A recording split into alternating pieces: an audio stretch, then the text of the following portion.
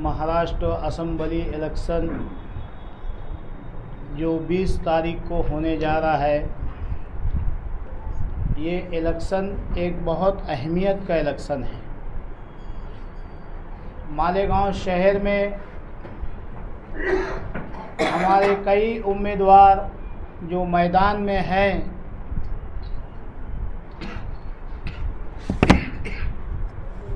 वो सभी लोगों ने मालेगांव आवामी पार्टी से अपनी हिमायत और तायद मांगी। मौजूदा एमएलए साहब मुफ्ती मोहम्मद इस्माइल कासमी साहब ने हमसे हिमायत मांगी थी।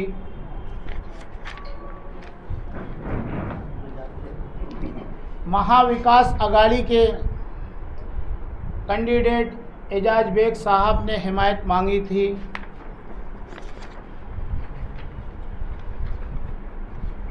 शेख आसिफ शेख रशीद साहब ने हमसे हिमायत मांगी थी। समाजवादी से शान हिंद साहिबा ने हमसे हिमायत और तायद मांगी थी। इसी तरीके से आज़ाद उम्मीदवार सभी लोगों ने, कलीम अब्दुल्ला वगैरह सब ने हमसे हिमायत मांगी थी। हम आवामी पार्टी की तरफ से उन तमाम हिमायत मांगने वालों का शुक्रिया अदा करते हैं कि उन्होंने मालेगांव आवामी पार्टी को इस काबिल समझा।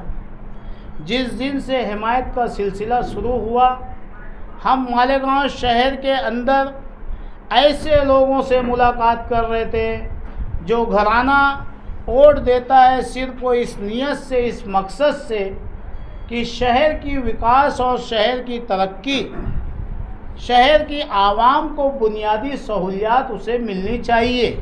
उस बेस पे वो चुपचाप अपनी वोट देते हैं और अपने घरों को चले जाते हैं। हम शहर भर की छोटी बड़ी तंजीमें, वो तंजीमें जो किसी सियासी लीडर की फेवर नहीं लेती, किसी की हिमायत और तायद जल्दी नहीं करती, हम उनसे मिल करके राय ले रहे थे कि हमें किसकी हिमायत करना चाहिए।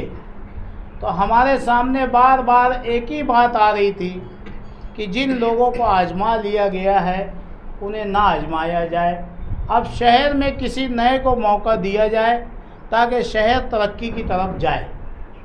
मालेगांव आवामी पार्टी के कोर कमेटी के तमाम जिम्मेदारान मशवरा करके एक राय से ये तय किए कि समाजवादी पार्टी की जो उम्मीदवार है शान हिंद साहिबा, इन्हें हिमायत और तायद दी जाए। उसकी वजह ये थी कि समाजवादी के जो एमएलए अबू हासिम आजमी साहब गोंडी से है, महाराष्ट्र के अक़लियतों के ऊपर जहाँ भी जुल्म होता है, ज़्यादती होती है, ख़ास तौर से मालेगांव शहर के लिए अगर जो कोई मसाइल होता है तो अकेले दबंग दान आवाज़ उठाने वाले अबू हासिम आजमी साहब होते हैं। उन्होंने हमको 2-2, 3-3 दफ़ा कॉल किया कि भाई आप हमारी उम्मीदवार को हिमायत कीजिए ताकि मुझे ताकत मिल सके और मैं मालेगांव शहर के मसाइल को हल करवा सकूं। और सच्चाई भी यही है कि जिस वक्त शहर के सैजिंग के मसाइल हो या दीगर मसाइल हो, शहर का कोई भी मसला हो, फ़िरका वाराना मसला हो, तो हमारे शहर के एमएलए साहब ने तो आवाज़ नहीं उठाई। आप मीडिया गवाह है कि उस जगह पे खड़े रह के अबू हासिम आजमी साहब ने आवाज़ उठाई। उस बेस पे मालेगांव आवामी पार्टी कई शराइत के साथ आवाम ने जो हमें राय दी, सारी आवाम की बातें हमारे लग लिखी हुई है कि क्या करना चाहिए हमें।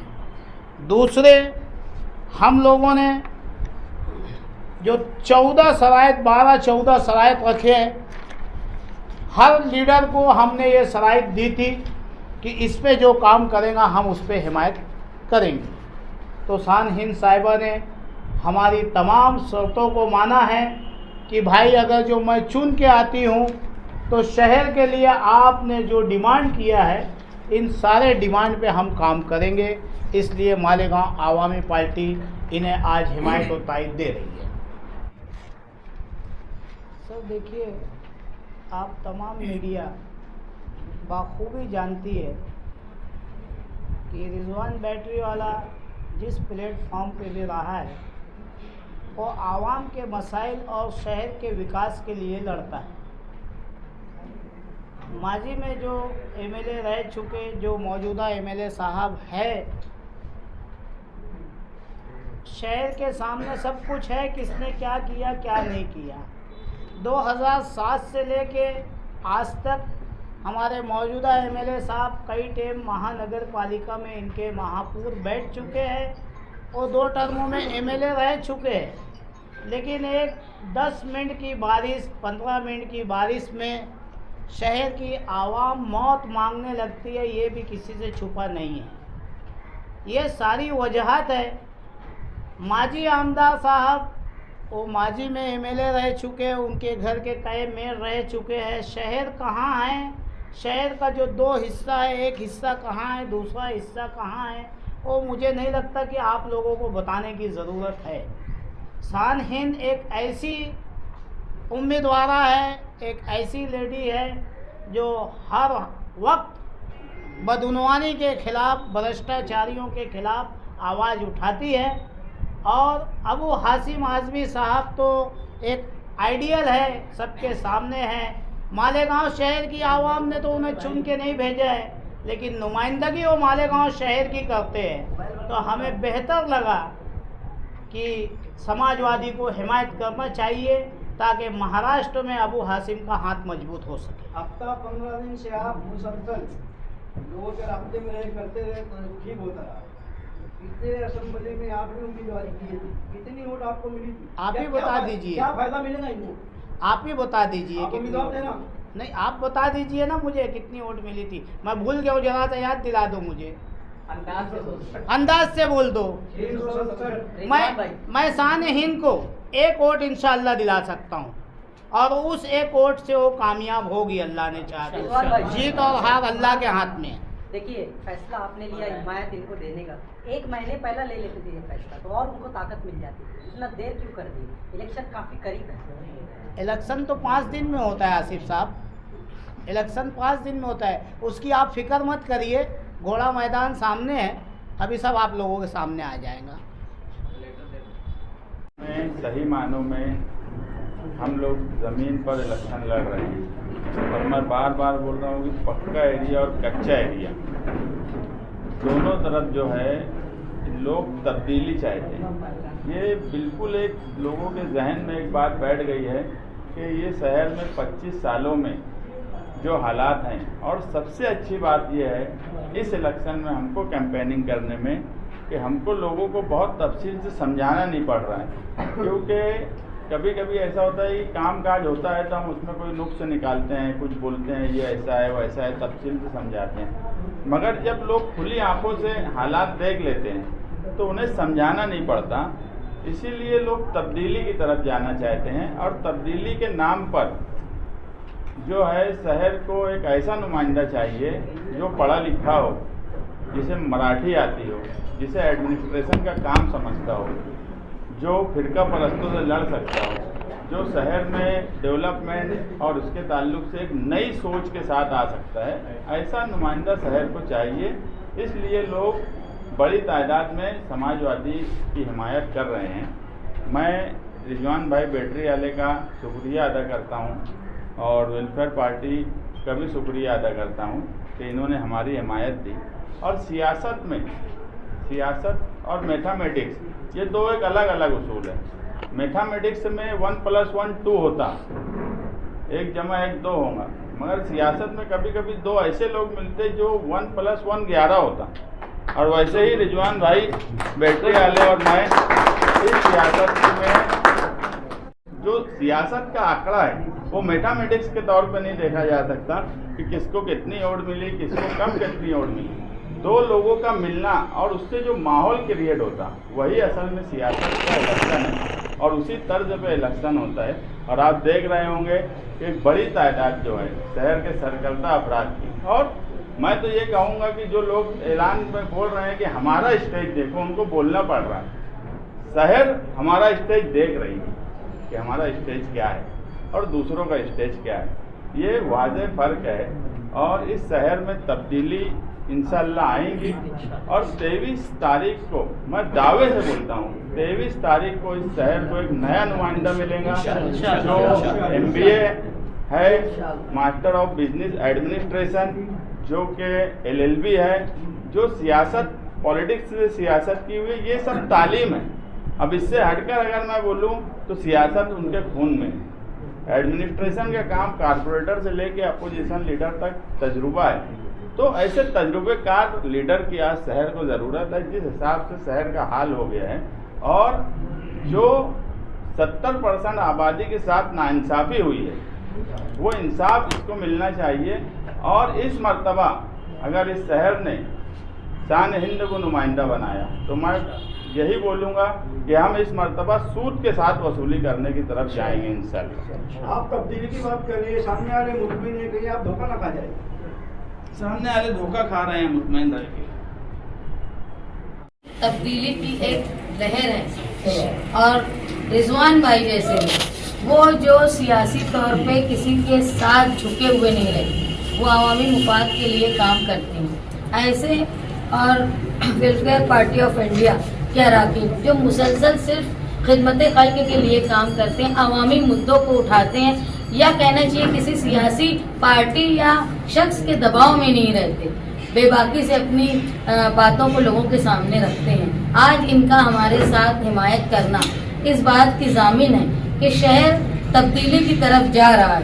ऐसी तब्दीली जो शहर को तरक्की दिलाए, पढ़ी लिखी समझदार सियासी सूझबूझ वाली। जैसा मैंने कहा कि सियासी सूझबूझ की कमी से अगर कोई नुमाइंदा आता है सियासत में और उसको इक़्तिदार या पोस्ट मिल जाती है तो एजेंट राज की शुरुआत हो जाती है। जैसे आप मालेगांव शहर में देखेंगे कि जब से सियासी लोगों का नुमाइंदा बनना साथी निहाल अहमद साहब के बाद से बंद हुआ, तब से वर्कर सियासी खत्म हो गए और हर चीज़ में जन्म दाखिले से लेके हर कागज़ के लिए एजेंट लगते हैं। तो ये सियासत का सवाल हुआ है। मालेगांव शहर में बुनियादी सहूलत के लिए लोग परेशान हैं। जो शराइत रिजवान भाई ने रखी, यकीनन इसी शराइत पर इसी अज़्म के साथ हम लोग इलेक्शन लड़ रहे हैं, इसलिए हमारे लिए वो उनको मानना उस पर सोचना का कोई सवाल ही नहीं था। हमारी खुद का आज़्म यह है कि मालेगांव शहर के मुस्तकबिल के लिए, बेहतर मुस्तकबिल के लिए, अमन के लिए और इस शहर से मंशियात, गुंडागर्दी और जो सियासत कर रहे हैं लोग मजहब के नाम पर, शहर ये समझ रहा है कि वो कहीं ना कहीं फिरका परस्तों के आलयकार हैं। और ये समझते हुए ऐसे समझदार लोग जो आवाम के बारे में सोचते हैं, उन्होंने हमारी हिमायत की। मैं इनकी शुक्रगुजार हूँ और ये मानती हूँ मैं कि शहर तब्दीली की तरफ जा रहा है। मैं जब अभी आप लोगों के पास प्रेस कॉन्फ्रेंस के लिए आने लगी इनके पैगाम के बाद, तो रास्ते में मुझे शादी से निकलते हुए कई खवातीन ने रोका और मुझे कहा कि आप हिम्मत मत हारना, हम आपके साथ हैं। कई नौजवान लड़कियों ने कहा कि हम आप पर फ़ख्र महसूस करते थे। ये सब मेरे लिए एक फ़ख्र है, दुआ का सहरा है जो शहर उम्मीदें लगाया है। इंशाअल्लाह ये तब्दीली की लहर जो है ये मालेगांव शहर में बेहतर नतीजे लाकर 23 तारीख को शहर को कामयाबी की तरफ, तरक्की की तरफ ले जाएगी। ये मैं आपसे वादा करती हूँ कि दोनों स्टेज पे आप देख रहे हैं उनके पास कोई मुद्दे नहीं। कि किसी ने 10 साल इक़्तिदार किया है, किसी ने 15 साल किया और कारपोरेशन में 3-3 टर्म है।